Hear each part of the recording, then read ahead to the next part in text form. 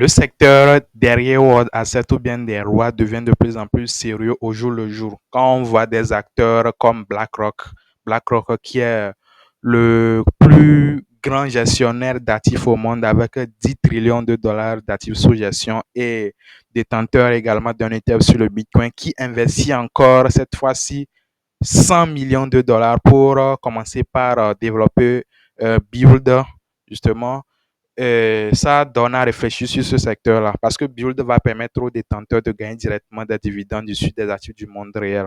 Et on parle ici du cash, des bons du trésor américain qu'on sort avec 7 trillions de dollars qui sont là-bas.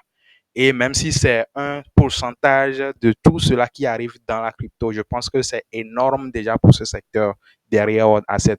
C'est pas juste un narratif, c'est pas juste voilà quelque chose c'est une hype qui va finir dans 2 semaines. Non, c'est tout un développement justement pour ce secteur-là. C'est pour cela, c'est assez bullish pour le secteur des rois et surtout pour les projets crypto qui sont dans ce secteur-là. Ok, c'est pour cela même, si vous fouillez sur la chaîne, vous allez voir que on a eu à faire plusieurs vidéos sur les real world assets parce que justement, c'est un grand secteur. Et dans cette vidéo, on va justement parler de quelques projets à gros potentiel dans ce secteur à suivre de très près, ok, à gros potentiel et dans les rois. Mais bien avant cela, n'hésitez pas à liker la vidéo et à vous abonner à la chaîne pour être toujours les premières personnes à recevoir ce genre de vidéos. OK? Et si vous voulez être continuellement informé, n'hésitez pas également à rejoindre notre groupe Telegram dans le lien dans la description. Ou bien vous pouvez également me suivre sur Twitter pour ne pas rater les informations H24 et surtout les opportunités que nous partageons régulièrement. C'est très, très, très important dans cet écosystème-là.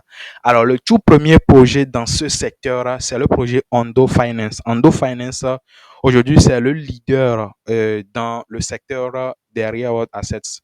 La plateforme existait depuis, mais c'est tout récemment que le token est arrivé sur le marché et il est déjà à 1 milliard de dollars de capitalisation boursière. Et je pense que c'est encore très early sur le projet parce que quand on parle d'un leader dans un secteur comme les real world assets qui pèse des trillions de dollars, je pense que 1 milliard de dollars pour un projet comme cela, c'est encore sous-évalué.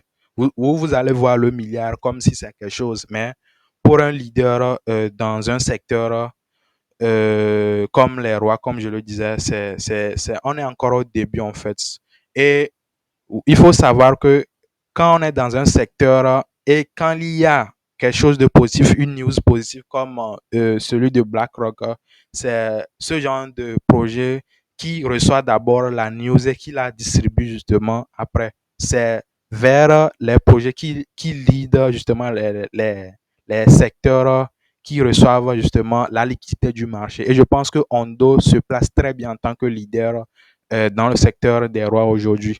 Donc, c'est un projet que je suivais de très près et à gros potentiel parce que actuellement, même ils sont en train de développer une plateforme centrée vers les institutionnels qui va permettre justement de trader les security tokens. OK, la security token dont Gary et sa bande parlent tout le temps.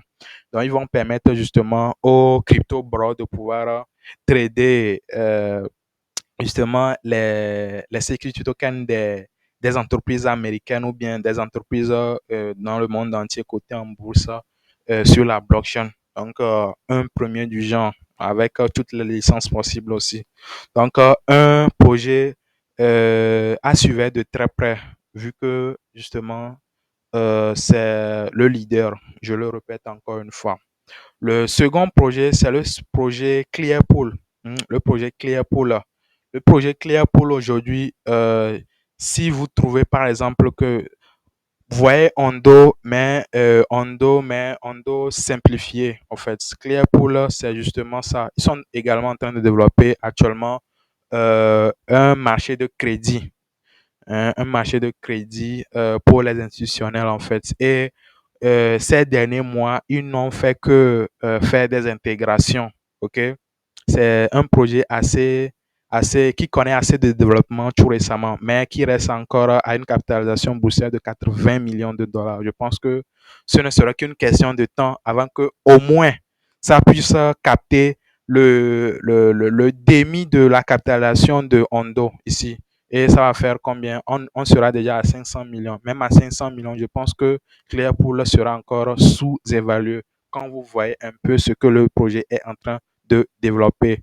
Voilà, une solution derrière World Asset centrée vers les institutionnels. Je pense que il ne faut pas du tout négliger quand on sait un peu la force de frappe des institutionnels. Donc, Clearpool, je pense que même dans les précédentes vidéos, j'avais eu à parler de Clearpool quand Clearpool était encore à un prix assez plus raisonnable. Hein. Si vous fouillez bien dans cette vidéo, vous allez voir qu'on a eu à parler de Clearpool, le top 5 voilà, des crypto rois pour le prochain bull run en fait. Donc Clearpool, c'est un projet à suivre de très près dans cette niche-là. Surtout qu'il développe presque la même chose que Hondo. OK, même si chaque projet a sa spécificité, mais rester encore à ce market cap, je pense que ce ne serait qu'une question de temps. Le troisième projet dans cette liste, c'est Chex, Chex ou bien voilà, Chintai. On a également eu à parler de ce projet-là quand il était encore à 0,06, toujours dans la précédente vidéo. Mais si on revient encore sur ça, c'est que aujourd'hui, quand on parle des rewards à cette les gens justement se limitent juste au fait qu'on va émettre les actifs du monde réel sur la blockchain. Mais ce que vous ne savez pas, c'est qu'il faut avoir des licences pour le faire. On ne se lève pas comme ça et puis on émet. Et Chex aujourd'hui, bien Tintai aujourd'hui, est ce projet-là qui se place vraiment dans cette niche-là qui sécurise justement les licences. Ils sont ce premier projet blockchain ou bien de roi qui a eu à avoir une licence à Singapour. Et on sait que Singapour, c'est l'un des points stratégiques pour le business dans le monde entier. OK? Donc, ils vont vraiment contribuer justement à amener des milliards de dollars dans le domaine de la crypto. Donc, à une capitalisation de 195 millions de dollars, je pense que on est encore très loin de son potentiel, ce projet, en fait. Et ils sont en train de dire même qu'ils vont aller sur, actuellement, ils sont sur Ethereum, ils disent ils vont également migrer sur Solana. Et quand on sait un peu ce que Solana est en train de faire actuellement, la hype que Solana est en train d'avoir actuellement. Quand voilà, les utilisateurs de Solana vont constater un peu le potentiel aussi, ou bien vont voir un peu les projets rois aussi qu'il faut holder voilà, sur Solana. Je pense que Chex, lors de sa migration, pourra justement capter cette liquidité voilà, de l'écosystème de Solana. Donc, un projet également à suivre de près. Le quatrième projet, c'est Alliance Bloc Nexera. On a également eu à parler du projet. Il était à 0,14 quand on en parlait, mais actuellement, lui n'a pas encore performé en tant que tel, mais je pense que ça ne sera qu'une question de temps. OK? Quand la news est arrivée, bon, il y avait une certaine performance sur le marché. Mais je pense que ce n'est rien par rapport à ce qui est sur le point de se passer en fait. OK? Quand on voit un peu le potentiel de ce secteur. OK? Donc, Alliance Nexera aujourd'hui est également en train de se positionner très fort. Eux également, ils ont eu à faire beaucoup d'intégration, ils ont tout un écosystème également. Bon, ils développent aussi une partie d'intelligence artificielle aussi. Vous voyez un peu, c'est le buzzword du moment. Donc, ils l'ont également intégré à leur plateforme, une plateforme pour voilà, les launchpads et consorts, ajoutés aussi au secteur dans lequel ils sont actuellement. Donc, à une capitalisation boursière de 152 millions de dollars, je pense qu'on est encore très loin de son potentiel également. Okay? Donc, à garder également dans les radars. Des projets comme ça peuvent aller facilement à 1 milliard de dollars, ok, de capitalisation boursière. C'est pas, voilà, c'est pas de la magie en fait. C'est pas de la magie quand on sait un peu où le marché est en train d'aller actuellement et surtout des secteurs comme les real assets qui ont un gros potentiel, je n'en douterai pas d'un seul coup en fait. Donc Alliance Bloc Nezera, c'est un projet également à garder à l'œil dans ce secteur-là. Le cinquième projet, c'est le projet Credify. Credify également, on a eu à parler de ce projet dans nos précédentes vidéos. Donc, vous allez constater que c'est une mise à jour que nous sommes en train de faire pour dire que nous tenons toujours à ces projets-là. Ces projets-là ont toujours leur potentiel. Credify aujourd'hui également, comme vous pouvez le voir, il développe aujourd'hui un marché de crédit entre justement les retail, les institutionnels et tout ça là pour permettre justement à tous de pouvoir obtenir du crédit et développer les différentes activités et rembourser après. Donc, eux également, ils sont très actifs. Et à cette capitalisation-là, je pense que c'est le plus sous-évalué actuellement. C'est le plus sous-évalué. Même à fois 10 d'ici, même, on est encore très loin du potentiel.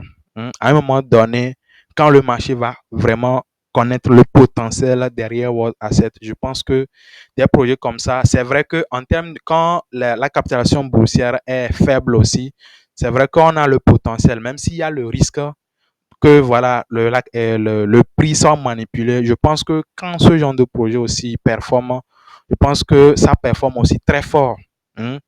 Et quand les projets comme Ondo, par exemple, qui sont à 1 milliard, bougent comme des tortues, des projets comme Credify peuvent sortir des performances de fou.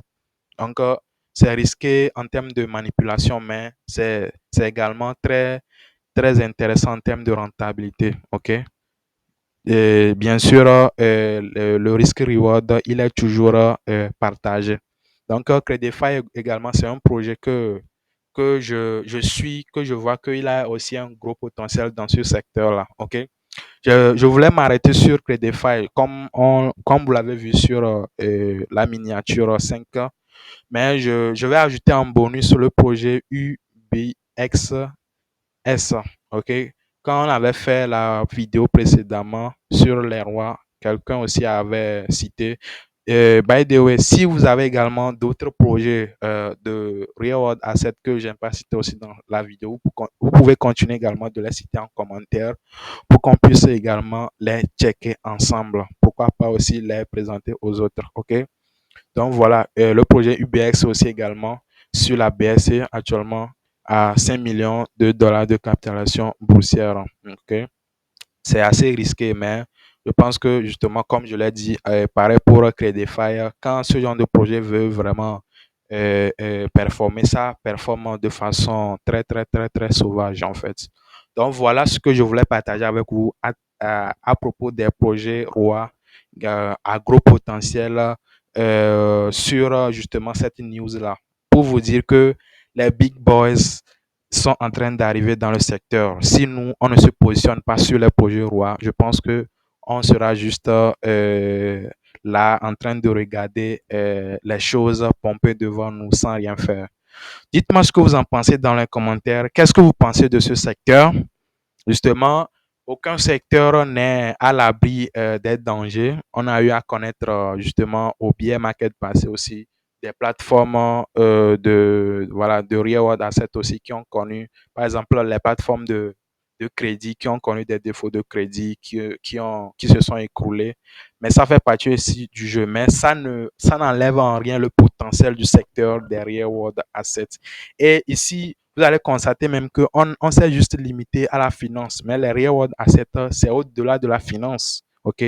Ça va dans l'art, ça va dans le cinéma, ça va dans tout ce qui est, tout ce qu'on peut échanger comme valeur, en fait. Donc, c'est un gros domaine, en fait. Donc, je vous attends dans les commentaires.